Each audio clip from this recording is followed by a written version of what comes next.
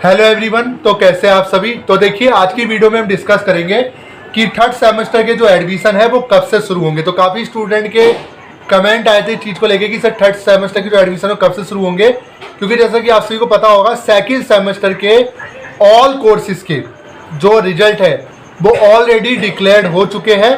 अब कोई भी रिजल्ट पेंडिंग नहीं है सेकंड सेमेस्टर का। तो रिजल्ट की जो परेशानी थी वो तो दिल्ली विश्वविद्यालय ने एसओएल ने सॉल्व कर दी है कि सर रिजल्ट नहीं आ रहा, रिजल्ट कब आएगा, ये वो सारी चीज़ें खत्म। अब आ जाते हैं एडमिशन को लेकर कि सर एडमिशन अब कब से शुरू होंगे, एडमिशन को लेकर क्या अपडेट है। तो आज की वीडियो में ये डिस्कस करेंगे कि हम आपको एसओएल से जुड़ी हुई सारी ऑथेंटिक इन्फॉर्मेशन प्रोवाइड करवाते हैं। तो देखिए, कुछ चीज़ें आपको समझनी होगी एडमिशन से रिलेटेड। अभी आपका सब्जेक्ट सिलेक्शन चल रहा है, ये चीज़ को आपको समझना होगा। और सब्जेक्ट सिलेक्शन जो है ये सभी स्टूडेंट को दिया जा रहा है, मतलब अभी एसओएल को, तो अभी आपके सब्जेक्ट सिलेक्शन चल रहे हैं और ये जो सब्जेक्ट सिलेक्शन है ये ऑल स्टूडेंट को करने हैं फिलहाल के लिए। अब आपके काफ़ी कमेंट आ रहे थे कि सर सब्जेक्ट सिलेक्शन क्या एडमिशन है। जी नहीं, अभी एडमिशन नहीं है। अभी आपको मैं बता देता हूँ, अभी ये सब्जेक्ट सिलेक्शन जो हो रहा है वो आपके स्टडी मटेरियल के लिए हो रहा है। अब हो क्या रहा है, कुछ स्टूडेंट को अपॉइंटमेंट मिल रहा है और कुछ को नहीं मिल रहा। जिनको मिल गया था कुछ का तो कैंसिल भी हो गया है क्योंकि क्राउड बहुत था। और कुछ ऐसे स्टूडेंट है जिनका स्टडी मटेरियल दिखा रहा है अवेलेबल वेरी सून, आपको इन्फॉर्म कर दिया जाएगा। तो कुछ ऐसे स्टूडेंट है जिनका अपॉइंटमेंट बुक हो रहा है, कुछ का नहीं हो रहा। अब ये जो सिलेक्शन है वो कैसे करना है, आप अपने डैशबोर्ड को लॉगिन करोगे। लॉगिन करने के लिए आपको क्या करना है, आपका कंट्रोल नंबर। अब देखिए, अब ये मैं समझ नहीं पा रहा, स्टूडेंट समझ क्यों नहीं पा रहा कंट्रोल नंबर है क्या। अब मैं आपको बार बार समझाने की कोशिश करता हूँ। आपका आईडी कार्ड है, उस आईडी कार्ड में सोल रोल नंबर भी होगा और कंट्रोल नंबर भी होगा। अब ये कंट्रोल नंबर आपका फॉर्म नंबर ही होता है, जो आपको पहली बार मिला होगा वही कंट्रोल नंबर है। तो कंट्रोल नंबर आपका बारकोड की जगह आपको काम कर रहा है अभी, ठीक है। जब भी आप डैशबोर्ड पे जाओगे लॉगिन करने के लिए, और एसओ रोल नंबर आपको उसी फॉर्मेट में डालना है जैसे आपके आईडी कार्ड में सोल नंबर और कंट्रोल नंबर डालोगे, डैशबोर्ड लॉगिन होगा। डैशबोर्ड के शुरू में ही आपका येलो कलर का लिंक आ रहा होगा, पेपर सिलेक्शन, क्लिक करना। आपको आपके जो सब्जेक्ट तो सिलेक्ट करने होंगे, इसमें आपका एईसी का, सैक का, जेई का और बैक का जो सब्जेक्ट है उसको सिलेक्ट कर लेना, जो भी सब्जेक्ट आपको लेने हैं। और अगर अपॉइंटमेंट अगर अवेलेबल होगा तो आपको अपॉइंटमेंट मिल जाएगा। अब जो सब्जेक्ट सिलेक्शन है एसओएल इसलिए करवा रहा है ताकि बाद में आपको स्टडी मटेरियल जो है वो उसके लिए आपको परेशानी ना हो। बट हो सकता है कि कुछ स्टूडेंट को स्टडी मटेरियल नहीं मिला हो।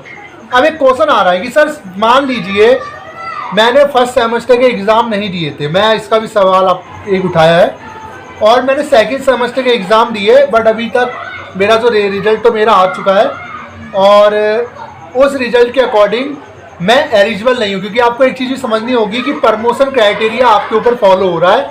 और अभी दिल्ली विश्वविद्यालय ने जो प्रमोशन क्राइटेरिया है उसमें कुछ चेंजेस किए हैं। पहले क्या होता था, 50% सब्जेक्ट में आपको पास होना पड़ता था और अब ये परसेंटेज 63 कर दिया, यानी कि टोटली पहले 7 सब्जेक्ट में आपको पास होना पड़ता था नेक्स्ट ईयर प्रमोशन के लिए, और अब जो है 9 सब्जेक्ट में पास होना पड़ेगा।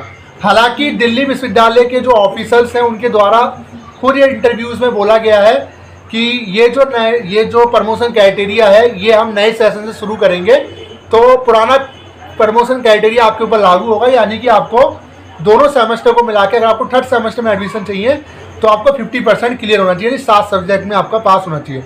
एक स्टूडेंट का कमेंट आ रहा है, सर मैंने फर्स्ट सेमेस्टर का एग्जाम नहीं दिया, सेकंड का दिया। अब मान लीजिए मेरे पास पेपर सिलेक्शन का लिए मेरे पास ऑप्शन आ गया है। अब मान लीजिए सेकंड सेमेस्टर मेरी बैक आ रखी है 2 में, और ऐसी कंडीशन मैंने फर्स्ट सेमेस्टर का भी नहीं दिया, तो ऐसी कंडीशन में मेरे सिर्फ 5 सब्जेक्ट में ही मैं पास हूँ, क्या मुझे भी एडमिशन लिंक मिलेगा? जी नहीं मिलेगा। यही चीज़ आपको समझनी हो, क्योंकि एसओएल ने जब ये पेपर सिलेक्शन शुरू किया था तब एसओएल को नहीं पता है कि आप कितने सब्जेक्ट में पास हो। जब एडमिशन फॉर्म आएगा तब उन्हीं लोगों का, बच्चों का एडमिशन होगा जो इस प्रमोशन क्राइटेरिया को एलिजिबल पास करेंगे 50% को, तभी उनके एडमिशन होंगे। अब सबसे बड़ी बात यह है, जो प्रमोशन क्राइटेरिया को क्वालिफाई नहीं कर पाएगा, जो 50% सब्जेक्ट में पास नहीं है, वो दोबारा से उनको फर्स्ट ईयर में एडमिशन लेना होगा। उन्हीं सब्जेक्ट को उनको दोबारा देना होगा जिनमें उनकी बैक आ रखी है, ठीक है। और रही बात ये जो एडमिशन फॉर्म है, आप किसी भी टाइम आ सकते हैं क्योंकि जो रिजल्ट है वो ऑलरेडी डिक्लेयर हो चुका है। तो इसी महीने आपको जो एडमिशन फॉर्म है वो देखने को मिल जाएगी किसी भी टाइम, मैं आपको इन्फॉर्म कर दूँगा। और जो एडमिशन है, हो सकता है कि अभी जैसे सब्जेक्ट सिलेक्शन हो रहा है तो एडमिशन के टाइम पे ये जो सब्जेक्ट आपने सिलेक्ट किए यही एलिटी सब्जेक्ट आपके शो करे, बाकी 4 सेमेस्टर के सब्जेक्ट आपको सिलेक्ट करने का मौका आपको मिले। बाकी दोनों की फीस प्लस जिसमें आपकी ER है, क्योंकि ER का फॉर्म भी आप फिल करोगे तो उसकी भी आपको पेमेंट करनी पड़ेगी साथ में। तो जैसे ही एडमिशन फॉर्म आएगा आपको बता दिया जाएगा। और ये जो एडमिशन फॉर्म है आपके 2 जगह आ सकता है, मैं आपको बता देता हूँ 2 जगह। पहला मोस्ट प्रॉपरली चांस ये कि आपका ये जो एडमिशन फॉर्म है आपके डैशबोर्ड पे देखने को मिले, जो कि अमूमन देखने को मिलता है। और दूसरा चीज़, एसवाल ने पिछले साल एक अनाउंसमेंट की थी कि हम बच्चों के लिए LMS पोर्टल लॉन्च करेंगे।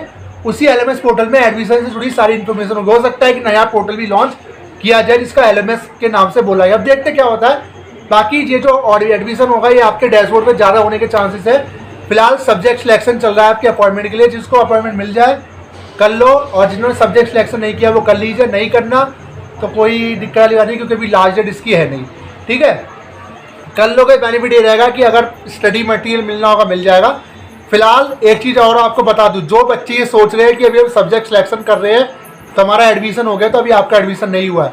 आपको मैं एक चीज़ बता रहा हूँ, अभी जो सब्जेक्ट सिलेक्शन हो रहे हैं आपके डैशबोर्ड पे सब्जेक्ट ऐड नहीं होंगे, सिर्फ आपको एक स्लिप मिल रही है।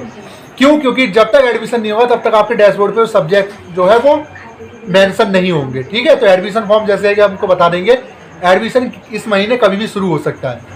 एक क्वेश्चन और आ रहा था कि हाँ, एक क्वेश्चन और आ रहा था, वही मैं आपको बता देता हूँ कि सर जैसे कि मान लीजिए हमारा जैसे मान लीजिए एडमिशन जैसे हमने ले लिया तो हमारी फ़ीस कितनी जाएगी एडमिशन की।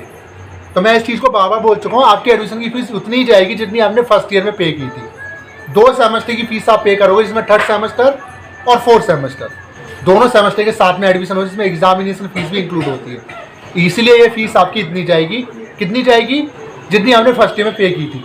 अब जो बच्चे कहेंगे सर फीस बढ़ गई है, वो फीस जो बढ़ी है वो नए बच्चों के लिए बढ़ी है, आपके लिए पुराना ही फीस आप फॉलो करोगे।